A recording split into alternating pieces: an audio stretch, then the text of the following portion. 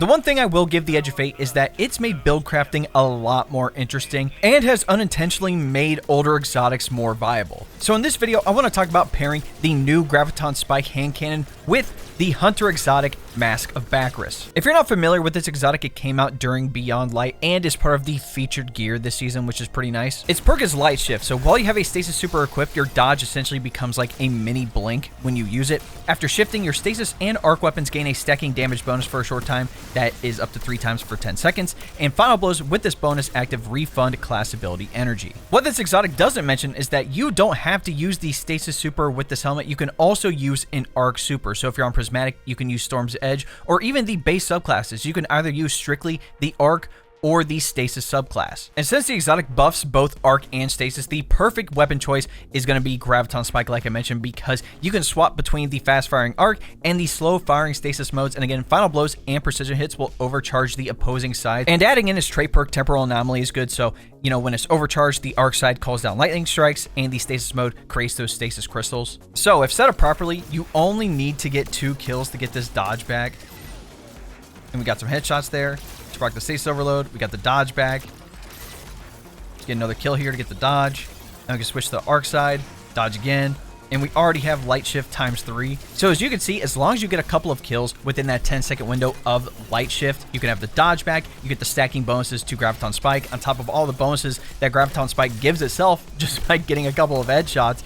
It makes it extremely devastating. Now, before diving into the subclass, I do want to point out I'm mainly going to focus on Prismatic just because there's so many benefits here, but I will be putting dim links in the description for both an Arc and a Stasis subclass loadout in case you don't have Prismatic. For my super, like I said, you either do Silence and Squall or Storm's Edge. Personally, I'm going with Silence and Squall because of the Fragment facet of purpose. So whenever I pick up an Orb of Power, it's going to give me a buff depending on what super I'm using. In this case, it's Stasis, so that means I get Frost Armor, which means increased damage resistance. It used to be when you used an Arc super and picked up an Orb of Power with facet of purpose, it would give you Amplified, but now it just gives you Bolt Charge, which we don't necessarily need for this build. For my abilities, I'm going with Marksman Dodge. So when I dodge, it actually reloads my weapons. You could do Gambler's Dodge here or Acrobatics Dodge if you want, but I think Marksman Dodge just gives you the most bang for your buck so you don't have to be reloading all the time. For movement, I like Triple Jump, but you can use what you like. For the melee, I'm opting for Withering Blade for the slow, and you do get 2 of these melees, but honestly, you can use just about any melee here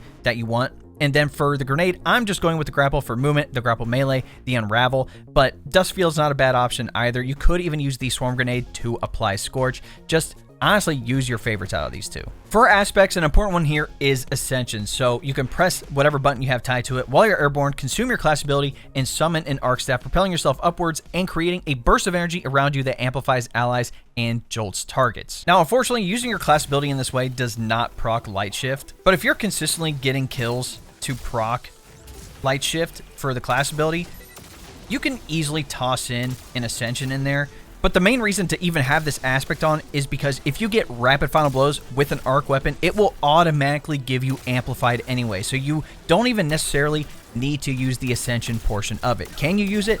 Absolutely. But the main thing is to have Amplified and the increased damage resistance. And for your second aspect, you can honestly use what you like. I just like Threaded Spectre only to have the Strand clone, you know, stay behind so enemies shoot at that instead of me, and if they get close enough, again, it does explode into Threadlings, which is nice. But honestly, putting on Stylus Executioner for the invis whenever you defeat a target that's affected by an elemental debuff is nice. Even Gunpowder Gamble, just to have the ignition and a nuke ability on this, is pretty cool. Even using Winter Shroud for the slow when you dodge near your targets does apply to Light Shift when you use your class ability, so this one is good as well. For Fragments, outside of Facet of Purpose, there are a couple of important ones. First up being Facet of Protection, so while surrounded by combatants, you are more resistant to incoming damage. While you're Transcendent, the effect is increased. That's a +10 to melee. I also like Facet of Dawn. Now, I could easily use Fever and Chill on the artifact in a solar weapon to get Radiant, but I find just having this is a lot easier, and I can also use those Arc or Stasis weapons to get that increased free damage from Light Shift. So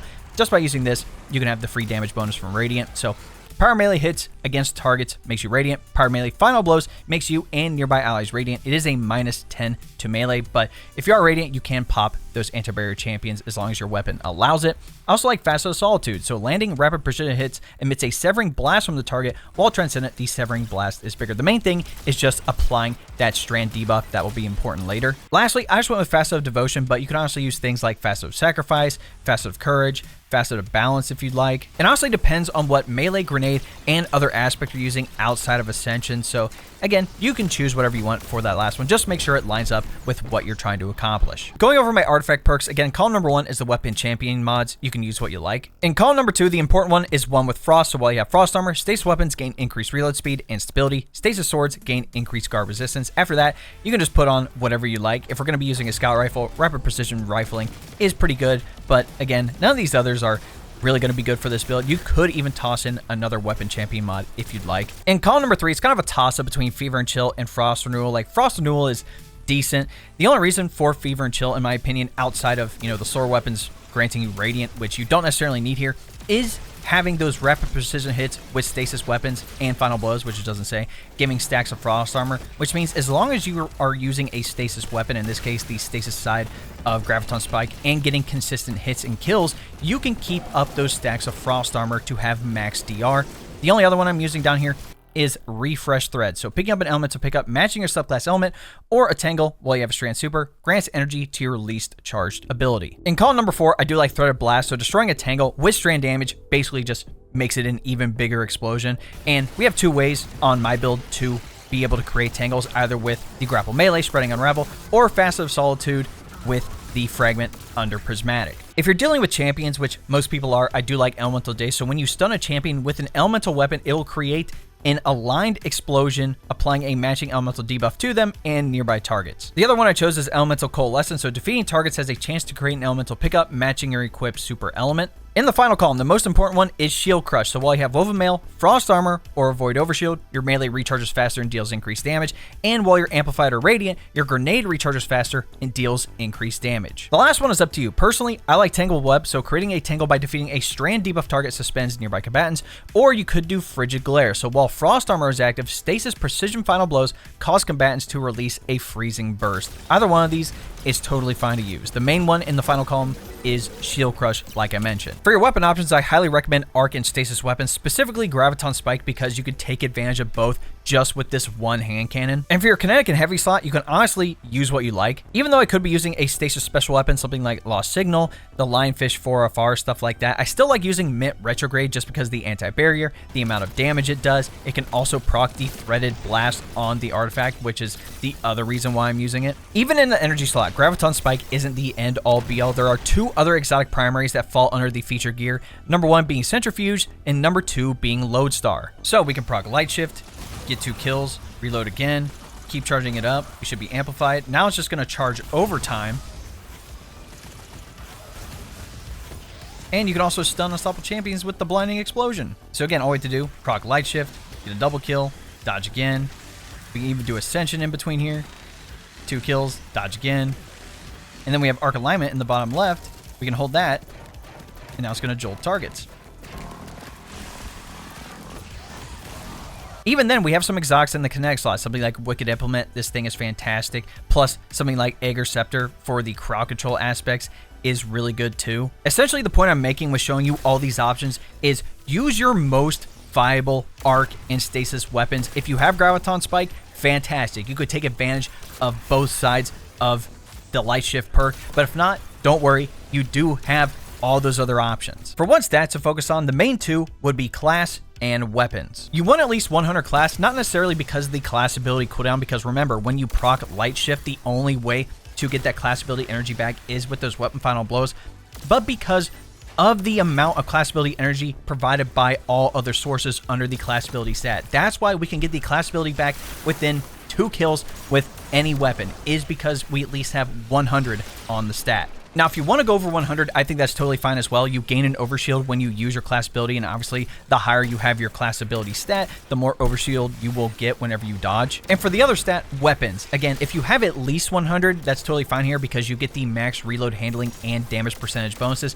But by going over, not only do ammo bricks have a higher percentage to contain additional rounds, but you deal increased damage to bosses and opposing guardians. The main thing in this case being bosses. Outside of that, you can focus on melee and grenade as some stats just to have some faster cooldowns, but again, the main two is class and weapons. That leads into what armor archetypes should you look for when trying to build out these stats. So if you go under your ghost and you go under the third column, you can actually see each armor archetype. And the main archetype you want is specialist, because you get class as the primary stat and weapons as the secondary. This literally hits the two stats that you actually want with this build.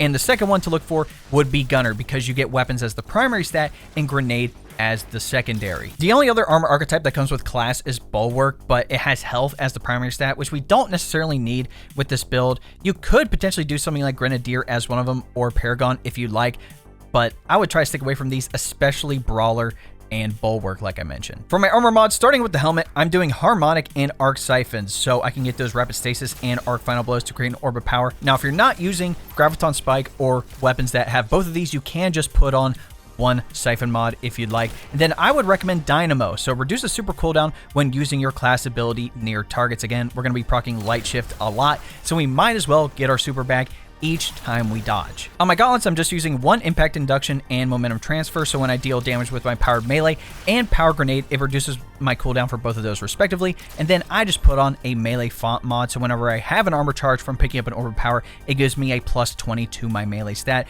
If you want to use something like grenade font, that's totally fine, but you're pretty much open to use any mods here that you'd like. I would stay away from bolstering detonation and focusing strike though. On my chest piece, I'm just using strand ammo generation for my mint retrograde, but honestly, use whatever generation ammo mod that you'd like. And then for resistance mods, I personally like melee damage resistance since I'm up close, but honestly, just match up the resistance mods to whatever activity that you're doing. On my boots, I'm crushing recuperation here, so I get health back each time I pick up an orb of power, and since I'm going to be creating a lot of orbs with my weapons and also stuff on the class item, which I will talk about here in a sec, being able to have that health back with this build is very nice. And then I'm just using double arc weapon surge. Again, if I'm going to be using an arc heavy weapon for DPS, for example, this is going to help out a lot. You could even do one of each, one arc weapon, one stasis weapon surge, so you can get both these damage bonuses for graviton spike.